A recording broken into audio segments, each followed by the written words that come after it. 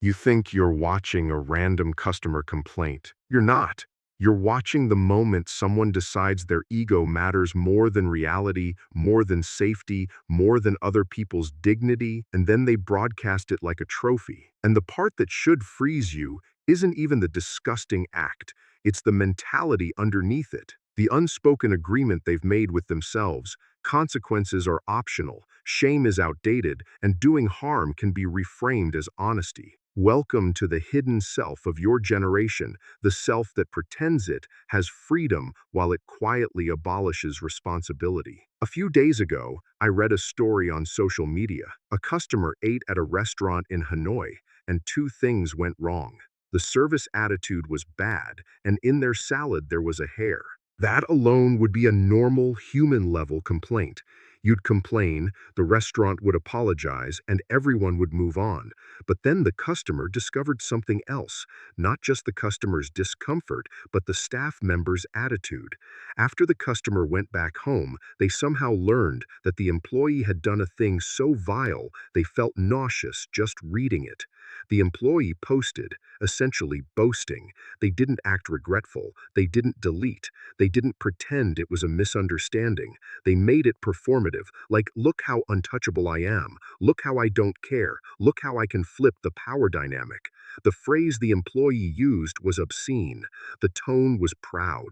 The message wasn't just about an incident, the message was about identity. It was a declaration that they were fearless. They didn't fear losing the job.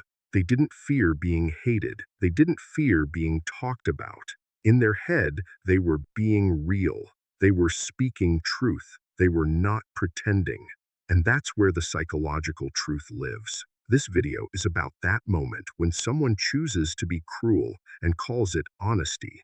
It's about how people lose the skill of restraint. It's about why modern freedom often becomes a disguise for dependency on ego and on instant emotional payoff. And it's about what happens when a person trains themselves to treat other people as props for their feelings. Because here's the ugly part. The world didn't just produce one bad employee. The world produced one bad employee who felt culturally invited to do that. They felt protected by a social environment where impulsivity becomes entertainment, where accountability feels optional, and where being offended by rules turns into a personality. So we're going to go deeper than the surface story. We're going to talk about the mechanism. We're going to talk about the pattern. Because if you understand the pattern, you can recognize it in your relationships, in your work, in your spending habits, and in your own private rationalizations. And if you recognize it, you'll stop pretending it only happens out there. First, let's talk about the two kinds of disgust. People hear the word disgust and think it's about actions, like, yes, gross behavior. Obviously, gross behavior matters, but psychologists know there are at least two layers. There's disgust toward the act, and then there's disgust toward the inner attitude that allowed the act. The act is one thing, the attitude is another.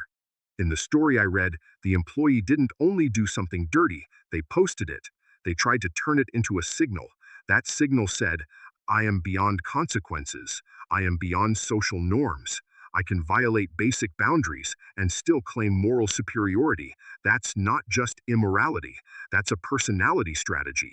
Many people are not courageous. They're not fearless. They're simply dissociated from consequences because they've trained their brain to believe that emotion is the only reality that counts. In the moment, their nervous system gets a rush. Anger, thrill, superiority, revenge, domination. Then they translate that rush into a story so their self-image can remain intact. So the story becomes, I'm just saying what others are too polite to say. Or I'm being authentic. Or if you're offended, that's your problem. Or life is too short to pretend.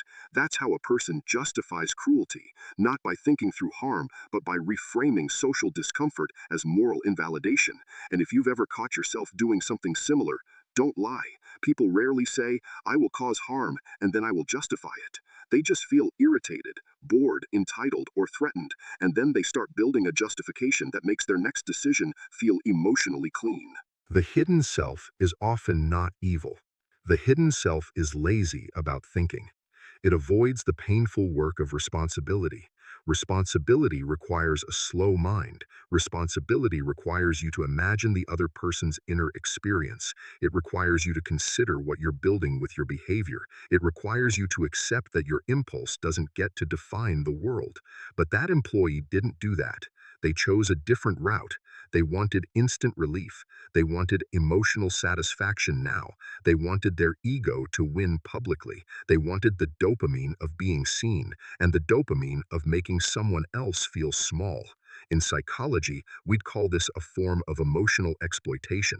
It's not always conscious. It often begins as coping. The person feels powerless, disrespected, or unimportant, so they create a new identity, the person who doesn't care, the person who shocks, the person who can't be controlled, the person who can humiliate without fear. So the public post becomes a self-therapy ritual. They soothe their internal insecurity by externalizing it as dominance. They turn vulnerability into performance. They convert shame into rage and then call it freedom.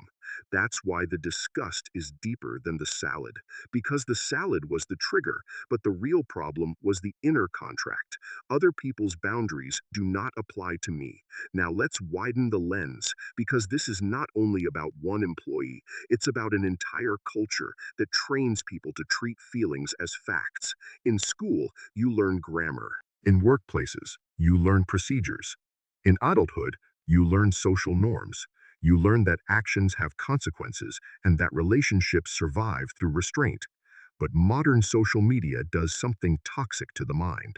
It rewards impulsivity. It rewards spectacle. It rewards the fastest outrage, the strongest reaction, the most shameless confession, the most dramatic take. It turns people into performers of their inner world. So instead of asking, what is right, people ask, what will get me attention? Instead of asking, what should I do for long-term integrity? People ask, what can I do right now that will make me feel powerful? And once a person learns that attention is a currency, they start spending it recklessly. That's why you see behavior that would have been socially unthinkable a few decades ago. People do things and then post them, not because they think they're funny, but because they're checking if they can get away with it. They're testing the system. And sometimes they're right. Sometimes the platform rewards them. Sometimes they go viral. Sometimes they attract defenders who say, stop being judgmental. Sometimes they attract empathy that isn't really empathy. It's attention-based solidarity. It's the crowd saying, I like your vibe, not I respect your responsibility. Then the person thinks the approval confirms the righteousness. This is where the hidden self becomes dangerous, because it creates a false moral universe where social validation replaces ethics. And if ethics is replaced by popularity, then cruelty becomes negotiable. So what happens next? Consequences finally show up. In the story, the owner reported the incident. The employee was sent for work with authorities. That is not just punishment. That is reality doing what reality always does. It restores the boundary. It reminds the mind that not all impulses get to become identity. But the psychological question is this: why did the employee not fear consequences? Because they didn't consider consequences as real, or they didn't believe they mattered, or they believed their feelings were a higher law. And that is the part you have to watch in yourself too, because many people don't think they're capable of doing something that disgusting. But they still do versions of the same thing in their daily lives. They still treat emotional impulses as permission. They say things they regret, then justify it as honesty. They ghost someone, then call it self-care. They overspend, then call it rewarding themselves. They abandon responsibilities, then call it finding themselves. They break promises, then call it being free. It's the same mechanism in different outfits. A person wants relief. A person wants emotional satisfaction. A person wants the ability to stop feeling guilty. So they rename guilt as societal pressure. They rename accountability as control. They rename discipline as toxicity. They rename consequence as judgment. And the most frightening part is that this renaming doesn't feel dishonest to them. It feels like liberation. That brings us to the second layer, the difference between freedom and permission. People in this generation love the word freedom, but they use it like a blank check. They treat freedom as the right to do what they want without friction. They treat freedom as the absence of limits. They treat freedom as immediate satisfaction. But that's not freedom, that's permission. Real freedom is internal control. Real freedom is the ability to say no to your first impulse, even when nobody is watching, even when your mood says you deserve instant relief. Real freedom is restraint that doesn't require applause. Real freedom is acting according to values when feelings are loud. In the employee story, there was a moment of restraint of a food worker knows what hygiene standards are. A person knows that eating and handling food requires care. A person knows that contaminating another person's meal is harm. And yet the employee chose the opposite. Why? Because at that moment, they prioritized the emotional payoff over the ethical task. They chose instant satisfaction over long-term selfhood. They weren't free, they were enslaved to their emotional state. You can see this in relationships too. Someone starts a fight because it feels good to win. Later, they call it honest communication. They weren't communicating. They were discharging emotion onto another person and protecting themselves with a moral label. Or think about a workplace where someone does bare minimum and then calls it setting boundaries. Sometimes boundaries are healthy, but sometimes boundaries are just a disguise for avoiding accountability. The hidden self doesn't want to look like a coward, so it builds narratives. It says, I'm not lazy, I'm just protecting my energy. It says, I'm not irresponsible, I'm just living authentically. It says, I'm not selfish, I'm just prioritizing myself. These sentences sound mature when you say them out loud, but internally many of them mean something simpler. I want the benefits without the demands. That is why freedom without discipline is a trap. Discipline is not a punishment. Discipline is what keeps your desires from driving the car. If you remove discipline, desires become the steering wheel, and desires are not stable. They change every hour. They respond to stimulation. They respond to social media. They respond to boredom. They respond to attention. So a person becomes emotionally reactive. They become easy to manipulate. They become predictable, which brings us to the third layer, the modern cage made of attention. In 2026, people believe they are choosing their content. They believe their feed reflects their identity. They believe algorithms are just mirrors. But the mind needs long-term stability to build a life. Algorithms are designed for short-term engagement, so you start training your attention like a slot machine. A video, a like, a comment, a new topic, a new outrage, a new dopamine spike. Over time, your ability to tolerate slow progress shrinks. You notice it in yourself when you try to work on something hard for more than a few hours. You feel restless. Your brain starts searching for novelty. Your mind asks, why do this if I can get stimulation now? That is the same psychological weakness as the employee's impulse. Not the disgust, but the surrender. Surrender to short-term gratification. Surrender to emotional payoff. Surrender to the easiest route. Then the person starts believing that the problem is the task, not their attention. They say, this job is not for me. They say, this relationship is draining. They say, this city doesn't fit. They say, I need a fresh start. Sometimes change is healthy, but often change is avoidance dressed as wisdom. If you're not practicing discipline, life becomes a sequence of exits. Exit the hard conversation, exit the boring project, exit the commitment, exit the discomfort, exit the responsibility. And because exits are so easy, your character becomes flexible in the wrong way. You don't develop integrity, you develop escape routes, so your inner world remains unstable. You don't build a consistent identity, you build a pattern of emotional reactiveness. The hidden self is the part that knows this and tries to stop feeling ashamed by adding more self-justifying language. The person tells themselves, everyone is like this, or it's normal now, or we're all learning, or I'm just human. Listen, you can be human and still be accountable. You can be human and still keep promises. You can be human and still complete tasks. You can be human and still treat people with basic decency. The employee wasn't a robot. They were a human who chose. They chose cruelty as entertainment. They chose to outsource morality to attention. And then reality showed up. Now think about what happens if that pattern continues inside a generation. A generation that normalizes irresponsibility becomes a society that can't rely on anyone, not immediately, not like a disaster movie. It happens softly.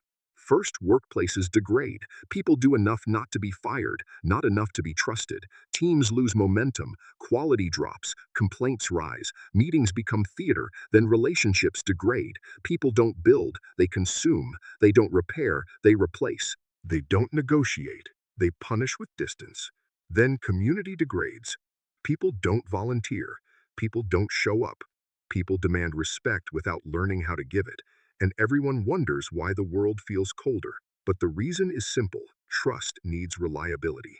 Reliability needs discipline. Discipline requires delayed gratification.